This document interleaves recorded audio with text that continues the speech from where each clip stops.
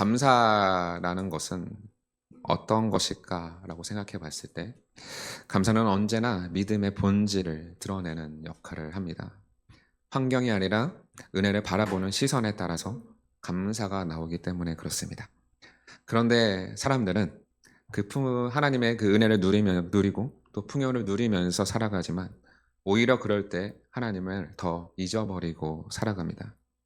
오히려 어렵고 힘들 때는 하나님을 찾고, 그러나 반대로 배부르고 평안할 때는 내 능력을 더 크게 말하고 싶어지는 그런 우리 마음의 본성적인 경향들이 있습니다. 바로 이것을 우리는 타락한 본성이라고 합니다. 이 타락한 본성은 정말로 하나님 앞에 감사로 영광 돌려야 되는 우리의 삶을 오히려 반대로 나를 자랑하고 나를 교만하게 합니다. 그래서 이러한 타락한 본성을 아는 하나님께서 오늘 가나안 입성을 앞둔 이스라엘 백성들에게 말씀하실 때 언약적 경고와 또 은혜의 회상을 함께 하심으로 다른 이유가 아니라 너희는 하나님을 기억하고 하나님 앞에 감사하는 삶을 살아야 한다라면서 메시지를 주십니다. 그러면서 8장을 통해서 왜 감사해야 하고 무엇을 기억해야 하고 풍요 속에서 우리는 어떻게 믿음을 지켜야 할 것인가에 대해서 오늘 성경을 통해서 말씀하고 계십니다. 그래서 오늘 말씀은 우리의 마음을 깊이 찌르기도 하면서 정말 어떻게 우리가 믿음을 가지고 믿음의 이 본질의 감사를 지키면서 살아갈 것인가에 대한 하나님의 말씀을 우리가 깊이 새겨보길 소망합니다. 먼저 하나님께서는 은혜로 주어진 풍요를 기억하라라고 말씀하십니다.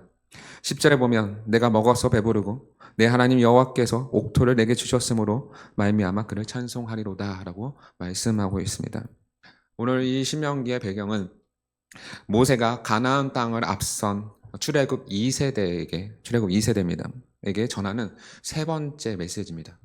신명기 말씀은 계속적으로 모세의 메시지가 있는데 그 중에 오늘 8장이 세 번째 메시지입니다. 이스라엘의 길고 길었던 40년 광야 생활이 끝나고 지금 이들은 요단 동편에 있는 모압 평지에서 서 있습니다. 그리고 그곳에서 출애굽 세대는 언약을 믿지 않아서 불신앙으로 망했고 그 2세대인 새로운 세대가 이 언약을 갱신하는 장면이 바로 오늘 8장의 내용입니다. 그렇기 때문에 이 8장은 언약을 갱신하지만 그러나 동시에 언약적 경고가 함께 담겨 있습니다. 그래서 오늘 말씀을 통해서 우리가 봐야 할 것은 이 언약을 갱신하지만 이 언약을 지키지 않았을 경우에 또 다른 경고가 있다는 것을 좀 기억하면서 오늘 제가 말씀의 제목처럼 풍요를 주시겠다고 약속하셨지만 그러나 그 풍요는 단순한 복보다는 오히려 풍요 가운데 사람을 시험하시는 그 하나님의 메시지가 담겨 있다라고 보실 수 있습니다. 그래서 너희가 먹어서 배부르고 내 하나님 여호와께서 옥토를 주셨기 때문에 하나님을 찬송하라고 가르칩니다. 그러니까 우리가 이제는 이스라엘 백성들이 요단 동편으로 들어갈 것이고 그리고 그곳에서 가나안 땅에 입성해서 정말로 그곳에서 하나님이 주시는 복들을 마음껏 누리면서 살아갈 텐데 그 가운데서 너희는 기억해야 할 것이 무엇이냐? 내가 먹어서 배부르고 너희가 그곳 가운데서 풍족하게 이제 먹게 될 것이고 그로 인해서 너희 배가 채워질 것이고 그리고 옥토 땅을 주셨기 때문에 그것이 바로 하나님께서 너희에게 주셨다는 그 사실 하나로 말미암아 너희는 하나님 앞에 감사하는 생활을 해야 한다라고 가르치고 있습니다. 이 말씀은 다른 것이 아니라 은혜 가운데 주어진 풍요라는 것이죠. 우리가 먹는 것도 우리가 배부른 것도 우리가 지금 살고 있는 이 땅도 결국 다 하나님께서 주셨다라는 그 은혜를 기억해야만 우리가 하나님 앞에 감사하는 삶을 살아갈 수 있는 것입니다. 그래서 우리는 이러한 사실을 알고 날마다 환경 가운데 좌절할 것이 아니라 은혜를 기억하여서 은혜를 바라보면서 우리가 감사하는 신앙생활을 해야 한다라고 가르쳐주고 있습니다. 그래서 감사하는 이 신앙생활이 아주 중요한데 감사할 수밖에 없는 이유가 바로 모든 것은 하나님께서 우리에게 주신 것이다 라는 이런 확고한 믿음이 있는 사람이야말로 하나님 앞에 감사하며 살아갈 수 있는 것입니다. 이것은 우리의 노력을 폄훼하는 것이 아닙니다. 제가 여러분이 살아가면서 노력하여 직장을 얻고 노력하여 집을 얻고 그렇게 돈을 벌고 이런 것들의 여러분의 노력을 제가 낮추는 것이 아닙니다. 그 노력은 굉장히 중요합니다. 그러나 그 노력 가운데 하나님께서 역사하시지 않았고 하나님께서 허락하시지 않았다면 지금 여러분들이 누리고 있는 이 모든 삶은 다 불가능하기 때문에 그렇습니다. 하나님은 우리의 노력을 사용하셔서 지금까지 우리의 삶을 인도하고 계시기 때문입니다. 우리가 아무것도 하지 않는데 하나님께서는 우리에게 주시지 않기 때문이죠. 분명한 것은 사람의 노력을 도구 삼아서, 기억하십시오. 사람의 노력을 도구 삼아서 하나님께서 은혜를 내려주는 통로로 삼기 때문입니다. 그렇다면 우리가 누리는 모든 것을 주시는 분은 누구시냐? 하나님이라는 사실을 반드시 기억해야 합니다. 그렇다면 우리가 누리고 있는 이 모든 것이 하나님께서 나에게 허락하신 것이기 때문에 우리는 당연히 상황 가운데 그 상황과 환경을 바라보지 아니하고 하나님께서 나에게 주셨다는 그 은혜를 바라보게 된다면 당연히 감사할 수밖에 없는 것입니다. 그렇기 때문에 내가 지금 어려운 상황에 있다면 기억하십시오. 아직 하나님께서 나에게 허락하지 않았을 뿐이구나. 이렇게 생각하면 되는 거죠. 그러나 반대로 내가 누리고 있다면 하나님께서 나에게 모든 것을 허락하셔서 정말로 내가 먹고 마시고 잘 수 있는, 편안하게 잘 수 있는 은혜를 나에게 주셨구나 라고 말씀하고 있는 것입니다.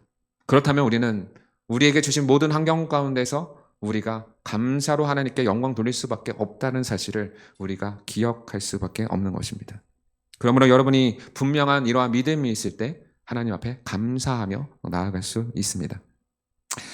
중요한 것은 우리가 이러한 상황 가운데서 잊어버리면 안 되는 것이 있는데 그것이 바로 하나님을 잊어버리면 안 된다는 것입니다. 11절에 보니까 내가 오늘 내게 명하는 여호와의 명령과 법도와 규례를 지키지 아니하고 내 하나님 여호와를 잊어버리지 않도록 삼갈지어다 라고 말씀하고 있습니다. 이스라엘 백성은 지금 하나님의 은혜 가운데 광야를 지나왔고 그리고 지금 요단 동편에서 이제 가나안에 입성할 그 마지막 단계만 남겨 있는 상황이죠. 그런데 분명히 하나님께서 너희에게 풍요를 주실 거라고 언약하셨죠. 너희를 배부르게 먹일 것이고 그리고 너희에게 땅을 옥토, 귀한 땅이죠. 땅을 주셔서 그리고 너희가 그곳에서 평안하게 살 수 있도록 만드실 것이다. 분명히 이렇게 말씀하셨어요. 그런데 그 가운데 약속을 하나, 언약을 하나 넣으시는데 너희는 내게 명하는 여호와의 명령과 법도와 규례를 지키라라고 말씀하고 계시죠. 단순하게 너희에게 먹고 마시고 평안하게 잘 수 있는 땅을 주신다는 것이 아니라 너희가 분명히 기억해야 할 것은 단 한 가지, 여호와의 명령과 규례와 법도를 지키면서 살아가야 한다라는 메시지이자 언약을 주신 거죠. 그리고 너희가 그러한 풍요를 누릴 때 불안한 그 하나님의 메시지가 담겨 있는데 내 하나님 여호와를 잊어버리지 않도록 조심해라 라고 말씀하고 있는 것입니다. 하나님은 타락한 본성을 가진 인간을 아시기 때문에 한 번 더 이렇게 강조해서 말씀해 주고 있는 겁니다.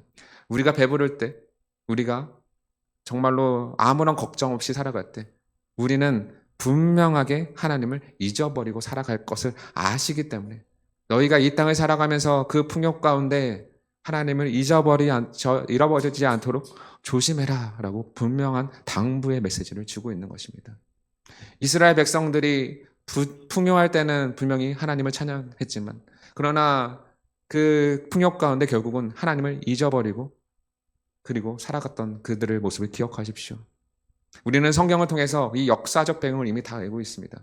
가나안 땅에서 그들이 하나님을 잊어버리는 그 순간 그 나라는 멸망했습니다. 왜? 하나님의 명령과 규례와 법도를 지키지 않았고 하나님을 떠나서 우상 숭배했기 때문에 그렇습니다.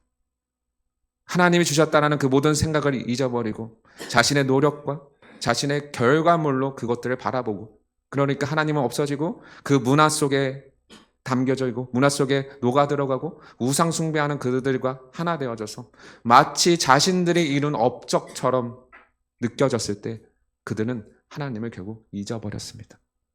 그런데 하나님은 그들에게 분명하게 말씀하셨죠. 하나님을 잊어버리지 말아라. 이 언약을 꼭 기억해야 합니다. 우리가 살아가면서 자꾸 하나님 잊어버리고 살아가잖아요. 우리가 인생 가운데서. 이스라엘 백성도 똑같고 저희도 똑같은 사람들입니다. 여러분 일할 때, 공부할 때, 사람들 만날 때 하나님을 기억하면서 살아가십니까?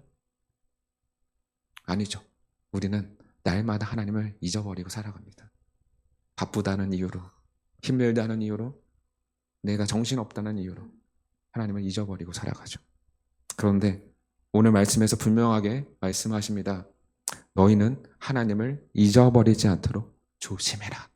조심해라. 그러면서 하나님께서 12절, 13절에 보면 내가 먹어서 배부르고 아름다운 집을 짓고 거주하게 될 것이고 그곳에서는 하나님 약속의 땅이기 때문에 그곳에서는 정말 먹어서 풍족하게 될 것이고 또 아름다운 집을 지어서 정말 그곳에서 평안하게 즐겁게 살 수 있게 될 것이다. 또 내 소와 양이 번성하여 내 은금이 증식되고 내 소유가 다 풍부하게 될 것이라. 하나님을 잊어버리지 않고 하나님의 계명대로 사고 법과 규례를 지킬 때 너희에게 이러한 풍족을 주실 분이시다라고 분명하게 선포하고 있는 거죠. 소와 양이 많아지고 재산이 많아지고 은금이 늘어나고 소유가 풍부해진다는 것은 다 하나님께서 이스라엘 백성들을 사랑하시기 때문에 그들에게 이러한 은혜를 베풀어 주신다라고 약속하신 것입니다. 아주 놀라운 축복이죠. 그런데 이 모든 풍요가 좋은 것만은 아니라는 사실을 꼭 기억하셔야 됩니다. 14절에 보십시오. 내 마음에 교만하여 내 하나님 여호와를 잊어버릴까 염려하노라. 또 나오죠. 이 하나님을 잊어버리지 말도록 조심해라. 그런데 오늘 말씀에서도 내 하나님 여호와를 잊어버릴까 염려하노라. 사람이 풍요하게 되면 하나님을 잊어버린다는 거죠. 풍요가 복은 아니라는 거예요. 풍요 가운데 하나님께서 주시는 그 복을 누리면서 살아가야 하는데 그 풍요 때문에 하나님을 잊어버린다면 그것은 복이 아니라 저주에 가깝죠. 저주죠. 그래서 오늘 말씀을 보면 그러한 복을 받을 때 우리가 분명히 조심해야 한다라고 가르칩니다. 내 마음이 교만하여 내 하나님을 잊어버릴까 염려하기 때문에 그렇습니다. 사실 제가 앞서 말씀드렸지만 우리가 잘 먹고 잘 살 때 평안할 때 하나님을 찾지 않습니다. 사람의 본성이에요. 찾을 이유가 없기 때문에 그렇습니다. 제가 기도에 대해서 늘 이야기하면서 기도를 응답에 초점을 맞추게 되는 사람들은요. 응답받을 게 없으면 기도 안 하거든요. 이해되세요? 기도를 열심히 합니다. 응답을 받아야 되기를 열심히 해요. 그 응답받을 게 없으면요. 기도 안 하겠죠. 그렇죠? 기도 안 하게 됩니다. 근데 기도의 초점은 응답이 있지 않잖아요. 어디에 있어요? 믿음의 훈련에 있다는 사실을 꼭 기억하십시오. 내가 기도하면서 믿음이 자라가는 겁니다. 네, 하나님을 찾고 하나님 앞에 가기 위해서 기도하는 거지. 내가 응답받지 않아도 괜찮은 거예요. 왜요? 내가 믿음이 자라가기 때문에. 초점의 차이거든요. 그렇다면 우리가 하나님을 찾지 않게 되는 이유가 뭐냐면 내가 더 이상 찾을 이유가 없을 때 하나님을 찾지 않는 거랑 똑같은 개념인 겁니다. 그 이유는 내가 하나님을 찾지 않는 이유는 내가 더 이상 힘들지 않기 때문에 하나님을 찾을 이유가 없다라는 거죠. 마치 내가 모든 능력을 가져서 내가 모든 것을 잘 해결할 능력이 있기 때문에 내 인생에서 내가 가난할 이유 없고 내가 정말 힘들 이유 없고 정말 그렇기 때문에 내가 더 이상 하나님을 찾을 이유 없이 내 마음대로 내가 살고 싶어서 사는 거죠. 그 인생에는 하나님 필요 없는 인생입니다. 그러나 분명한 것은 그런 인생을 사는 사람들은 내 마음에 교만하기 때문에 그렇습니다. 교만이 내 안에 들어오는 든 순간 내가 누리고 있는 모든 것은 내 노력의 결과물이기 때문에 그래요. 내 노력의 결과물이에요. 내가 노력해서 이만큼을 얻었고 내가 노력해서 이것을 가져왔고 그것에는 그러한 생각 속에는 하나님의 은혜가 개입되어 있지 않기 때문에 그렇습니다. 그들에게는 하나님이 필요가 없죠. 그래서 예수님께서도 이런 말씀을 하신 것 같아요. 부자가 천국에 들어가기가 더 어렵다. 왜 이런 말씀을 하셨을까? 부자라서 정말 천국에 들어가기 어렵진 않아요.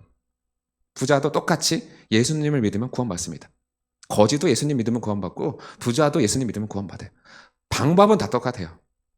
근데 문제는 부자가 왜 천국에 들어가기 어렵냐?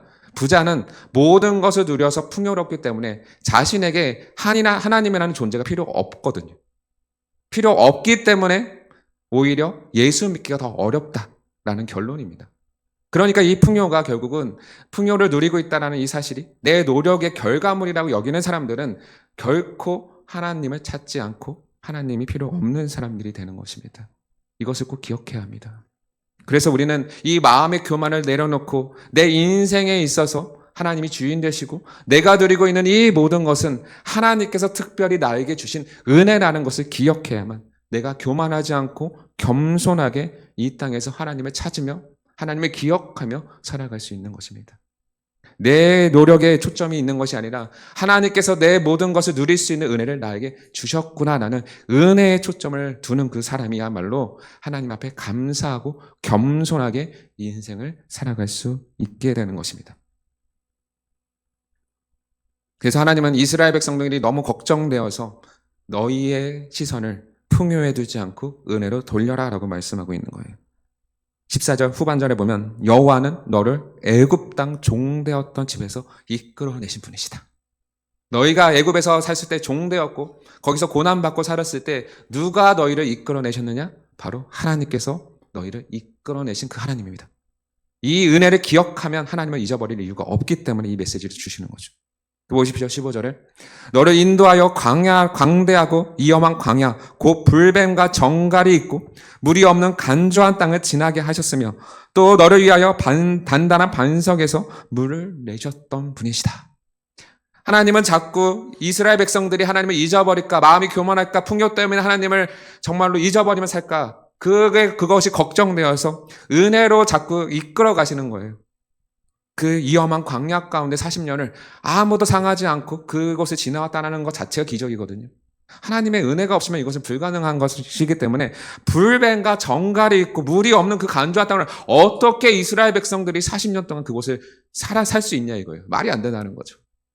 누가 너희를 지키고 누가 너희를 보호하고 너희를 인도했느냐? 바로 하나님이다. 너희가 목마를 때 단단한 반석에서 물을 내신 분이 누구냐? 하나님이다라는 것을 기억하라는 거죠. 사실 재미난 거는요. 이 단단한 반석에서 물을 낸 거는요. 하나님이 맞는데 하나님이 결코 이들이 이뻐서 물을 주신 건 아니에요. 2번 나오거든요. 출애굽기 17장가요? 민수기 20장에 나오는데 르비딤이라는 그곳에서 이스라엘 백성이 불편해요. 갈증이 있으니까 불편합니다. 그때 하나님께서 모세에게 명령해서 반석을 치라. 물을 주시거든요. 민수기 20장에 있는 가데스 광야도 마찬가지예요. 거기서도 불평합니다. 근데 또 거기서 물을 주세요. 재밌죠? 하나님을 찬양하면서 하나님 목마릅니다 이렇게 얘기하지 않고 왜 하나님 나를 애굽에서 정말 풍요롭게 먹고 살 텐데 이곳을 보내서 힘들어서 목말라 죽게 하십니까? 하나님 불평할 때 하나님 물을 주셨다는 사실이에요. 참 재미난 상황이죠. 그러함에도 불구하고 인간이 하나님을 불평함에도 불구하고 하나님은 이스라엘 백성들을 너무 사랑하시고 아끼기 때문에 그들에게 반석에서 물을 주신 분이라는 거죠. 그 은혜를 기억하라는 겁니다. 그 은혜를.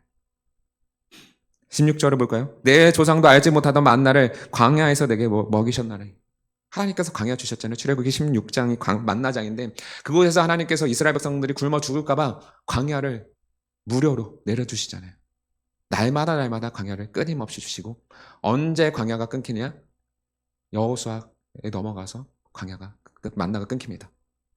땅의 소산물을 먹을 때. 먹기 전에는 매일매일 만나를 허락하셨어요. 매일매일. 다 이 하나님의 은혜였던 거죠. 왜 이렇게 하셨느냐? 이는 다 너희를 낮추시며 너희를 시험하사 마침내 내게 복을 주려 하심이었나니라. 하나님께서 은혜를 주시는 이유 중에 하나, 그리고 그 이유가 무엇이냐? 바로 너희를 낮추시고 교만하지 않도록 하기 위함이고, 그리고 너희를 시험하고 마침내 이 풍요를 허락하시기 위해서 복을 주시기 위함이다 라고 분명하게 선언합니다. 이 풍요는 한편으로 복이자 한편으로는 시험이라는 사실을 꼭 기억하십시오. 그리고 이 풍요 가운데 우리가 꼭 해야 할 일은 이곳에서 나의 의를 드러내고 내 노력을 드러내면 될 것이 아니라 하나님께서 이 모든 것을 지금까지 나를 이렇게 이끌어 오셨기 때문에 내가 이러한 복을 누릴 수 있구나라는 사실입니다. 그래서 하나님께서 이 모든 시험이 끝났을 때 결국은 우리에게 복을 주시기 위함이다라는 것을 기억하면 우리는 날마다 어떠한 상황에서도 하나님께 감사할 수 있구나라는 것을 오늘 말씀을 통해서 배우게 됩니다. 그러나 17절에 가장 큰 문제는 내 마음에 이르기를 내 능력과 내 손의 힘으로 내가 이 재물을 얻었다 말할 것이니라. 이게 인간이라는 거예요. 하나님께서 인간을 다 풍요롭게 인도하시고 광야에서 살게 하시고 건지셨는데 사람은 아, 내 마음에 이르기를 내 능력과 내 손으로 이 모든 것을 내가 이루었구나. 이게 사람이라는 거죠. 이러한 교만이 있을 때 우리는 하나님을 잊어버릴 수밖에 없다라고 분명하게 말씀하고 있습니다. 우리가 하나님을 기억하지 못할 때, 하나님의 은혜를 잊어버렸을 때 결국 나타나는 현상이 바로 이것입니다. 내가 교만하고 내가 모든 것을 이루었다라는 이 교만을 경계하고, 이게 가장 위험한 신앙적 태도라는 사실을 꼭 기억하십시오. 성경에서도 말씀하잖아요. 교만은 멸망의 지름길이다. 멸망의 지름길입니다. 그러므로 하나님 없이도 살 수 없다는 이 잘못된 생각을 버리고 나의 이 모든 것은 하나님께서 은혜로 주신 것이구나라는 것을 꼭 기억하셔서 이스라엘 백성들을 그 어려운 광야에서 이끌어내셨듯이 내 인생도 하나님께 돌아가는 그날까지 단 한 번도 나에게 시선을 돌리지 않으시고 내 인생을 인도하시는 분이 하나님이라는 사실을 꼭 기억하셔서 내 인생의 교만이 아니라 내 인생의 겸손함을 통해서 하나님 앞에 감사로 영광 돌리는 여러분 되시기를 간절히 소망합니다. 17절에 18절에 보십시오. 17절을 완전히 뒤집어 엎는 말씀입니다. 내 하나님 여호와를 기억하라. 그가 내게 재물 얻을 능력을 주셨습니다. 17절에 교만해서 내 마음에 이르기를 내 능력으로 내 손으로 이 모든 재물을 얻었다라는 교만을 갖잖아요. 근데 분명하게 선언하잖아요. 여호와를 기억해라. 내게 재물 얻을 그 능력 누가 줬느냐? 하나님이 줬다는 겁니다. 내게 주신 이 재능을 주신, 나에게 능력 주시는 분이 누구냐? 하나님이라는 거예요. 우리가 잘나서가 아니라 내가 정말로 수많은 피 많은 노력은 했긴 했겠지만 그러나 이 노력과 능력을 주신 분이 누구냐? 하나님이라는 거죠. 내 능력으로 내 손으로 이 재물을 얻은 것이 아니라 하나님의 은혜가 없었다면 너는 이러한 재물을 얻지 못했을 것이다. 그러니 이 내게 능력 주신 이 하나님을 우리는 기억하고 찬송하고 하나님께 영광을 돌리는 삶을 살아야 한다라고 분명하게 선언해 주고 있습니다. 이같이 하심은 내 조상들에게 맹세하신 언약을 오늘과 같이 이루려 하십니다. 하나님께서 그 백성 이스라엘 백성들과 맺은 그 언약을 이루기 위해서 하나님께서 이것을 이루시려고 이와 같은 역사를 이루어 가신다는 겁니다. 이스라엘 백성들이 이뻐서 하나님이 그들을 정말로 가나안 땅으로 인도했을 거라고 생각하십니까? 사람은 타락해서 교만해서 하나님 필요 없다고 말하는 존재인데요. 그냥 하나님께서 약속하셨기 때문에 그 신앙의 선배들과 언약하셨기 때문에 그 언약을 지키기 위해서, 이루기 위해서 이스라엘 백성들을 그 광야의 땅으로 인도한 것입니다. 그들이 배반할 줄 알고서도, 그들이 하나님을 버릴 줄 알고서도 그들에게 그렇게 이 언약 때문에 하나님은 그 일을 이루신 것이죠. 그렇다면 분명합니다. 하나님께서 나에게 왜 이런 능력을 주시고 나에게 왜 이런 풍요를 허락하셨을까요? 단 한 가지. 언약을 이루려 하심이라. 언약을 이루려 하심이라. 우리의 언약은 예수님의 은혜 아래 귀속되거든요. 예수님의 은혜 아래 귀속됩니다. 우리가 잘나서 구원받은 것이 아니라 예수님께서 나를 대신해서 십자가에 죽으셨고 그리고 그 다시 부활하심으로 말미암아 그 하나님의 예수님을 믿는 자들에게 특별한 은혜를 베풀어 주셨는데 그 예수님 안에서 구원받은 그 백성들은 그 은혜 언약 아래 귀속되기 때문에 내가 그 언약을 이루어가는 사람들이 된다는 거죠. 더 이상 그 안에서는요. 그러니까 나에게 이러한 모든 것을 누리게 하신 이유는 단 한 가지예요. 언약을 이루려 하심인데 그 언약을 이루기 위해서 우리는 과연 무엇을 해야 하겠느냐라는 질문이 생기는 거죠. 여기서.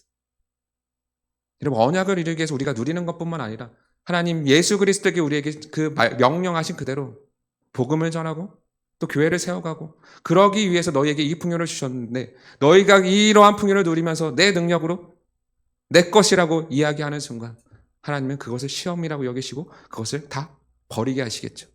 그러나 나에게 이 모든 것을 허락하셨다는 것은 그 언약 아래서 교회를 세워가고 그리고 복음을 전하는 도구로 사용한다면 하나님께서 이것을 참 복된 자다라고 우리에게 말씀해 주실 것입니다. 그래서 우리는 꼭 기억해야 할 한 가지. 내가 누리고 있는 이 모든 것, 그리고 내가 사업에 성공을 하든 내가 취업에 성공을 하든 이 모든 것은 다 하나님께서 나에게 주신 은혜입니다. 라는 이 고백이야말로 예수 믿는 사람들이 가져야 하는 놀라운 축복이자 믿음임을 꼭 기억하십시오. 하나님은 아무 이유 없이 여러분에게 시험을 주시지 않고 아무 이유 없이 여러분에게 풍요를 주시지 않습니다. 내가 지금 어려운 상황에 있다는 것은 하나님께서 이 상황을 통해서 나에게 무언가를 기대하고 계신다는 거고, 그리고 나를 어떻게 인도하실지에 대한 하나님께서 믿음을 요구하시는 겁니다. 또한 나에게 풍요를 허락해서 내가 정말 아무렇지도 않은 삶을 살아가고 있다면 이 풍요 가운데 너가 과연 하나님을 위해서 살아가고 있느냐? 아니면 너 자신을 위해서 살아가고 있느냐? 라고 물어보시는 시험이라는 것이죠. 그렇다면 우리는 분명하게 여기서 이 믿음의 시험을 이겨내야 할 것입니다. 어려울 때 하나님을 붙잡지만 아무렇지 않을 때도, 내게 평안이 넘칠 때도 하나님을 기억하여 하나님을 위해서 살아가는 인생이야말로 정말로 그 인생을 주신 그 은혜를 기억하면서 하나님 앞에 감사로 영광 돌릴 수 있는 그 믿음의 사람들이 되시기를 간절히 소망합니다.